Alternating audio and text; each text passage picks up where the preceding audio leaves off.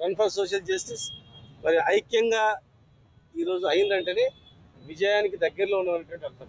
ఈ సమయంలోనే అప్రమత్తంగా ఉండాలని చెప్పి యాదవ్ గారు కానీ కృష్ణ గారు కానీ మరి మిగతా నాయకులకు గణేష్ అందరూ తెలియజేస్తా ఉన్నాం. ముఖ్యంగా అందరి ఆశయం ఒకటి, ఎన్నో సంవత్సరాల నుంచి తరతరాల నుంచి నష్టం జరుగుతూ ఉంది, అవమానాలు జరుగుతూ ఉన్నాయి, అణచివేదన జరుగుతూ ఉన్నాయి. ఈ అవమానాలు వద్దు, మనకు కూడా రాజ్యాంగంలో వాటా కలగాలి, చదువుకున్న మన పిల్లలకు చదువుకోవడానికి రిజర్వేషన్ కలగాలి, ఉద్యోగాలలో రిజర్వేషన్ రావాలి, రాజకీయ రిజర్వేషన్, ఈ మూడు అనేది ప్రధానమైనటువంటి. మరి ఇవన్నీ కావాలంటే మనందరూ తెలుసు, రాజ్యాంగ సవరణ చేయాలి. 9th షెడ్యూల్లో పెట్టాలి, రాజ్యాంగ సవరణ చేస్తే దీనికి పూర్తి హక్కులు వస్తుంది, తమిళనాడు తరహా. మరి ఈరోజు ఒక్క పార్లమెంట్ సభ్యుడన్నా పార్లమెంట్లో ఒక మాట మాట్లాడినా బీసీ సోదరులారా ఆలోచన చేసుకోండి. ఒక్క ఎంపీ అన్నా ఇవాళ కాంగ్రెస్ బీజేపీ అనుకుంటే ఒక గంటలో అయిపోతుంది పని, ఒకటే గంటల ఇద్దరు కూర్చొని అంటే ఇమ్మీడియట్గా క్యాబినెట్ పెట్టుకోవచ్చు, తర్వాత ఇమ్మీడియట్గా ఆర్డినెన్స్ పాస్ చేయొచ్చు. కానీ ఇద్దరు అనుకుంటే ఒక గంట సేపట్లే పనిని 4.5 కోట్ల మందిలో 2.5 కోట్ల మందిని రోడ్ల మీద ఇస్తా ఉన్నారు, ఇబ్బందులు పెడతా ఉన్నారు. మరి మీరు ఇన్ని ఉద్యమాలు చేసినా రెండు ప్రధానంగా 240 రాహుల్ గాంధీ గారు చాలా సంతోషం, ఎన్నో సంవత్సరాల తర్వాత రోడ్డు నుంచి ఆశయం నెరవేర్చాలి బీసీ అని చెప్పి ఒక మాట వచ్చింది. మరి దానికి కట్టుబడి ఉండాలంటే రాష్ట్రంలో ఉన్నటువంటి ఎంపీలు ఏం చేయాలా?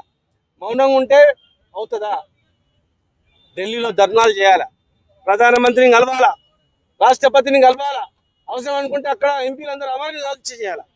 మరి బీజేపీ ఎంపీలు కూడా, మరి మీరు కూడా ఎవరైతే బీసీలకు న్యాయం చేస్తారో వాళ్లకు ప్రజలు వెన్నంటి ఉంటారు ఖచ్చితంగా కూడా.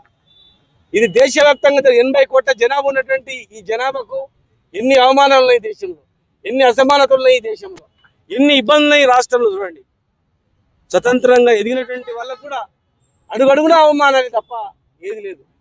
రాజ్యాంగంలో నిన్న ఒక వ్యక్తి అన్నాడు, రవంత రాజకీయం ఉంటేనే బాగుపడతారని, అధికారం ఉంటేనే. రవంత రాజకీయం ఉండాలా, కోట్లు ఉంటే కాదని. ఎంత మనసులకైనా సరే ఈరోజు టాటా అంబానీ గాడు ఇంకెవరో తిరుపతికి వచ్చినా ఒక ఎంపీ వస్తాడు, ఒక ముఖ్యమంత్రి వస్తాడు, పక్కన జరిపేస్తాడు. అంటే పైసలకు లేదు విలువ. విలువ అనేది రాజ్యాధికారంలో ఉంది విలువ.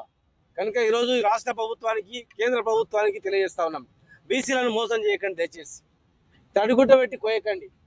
దయచేసి మీరు ఒక అడుగు వేసిండ్రు, ఇంకో అడుగేస్తే ఎవరు చేస్తే వాళ్ళకి, ఎవరు గోల్ కొడితే వాళ్ళ మీద ప్రజలు ఉంటారు.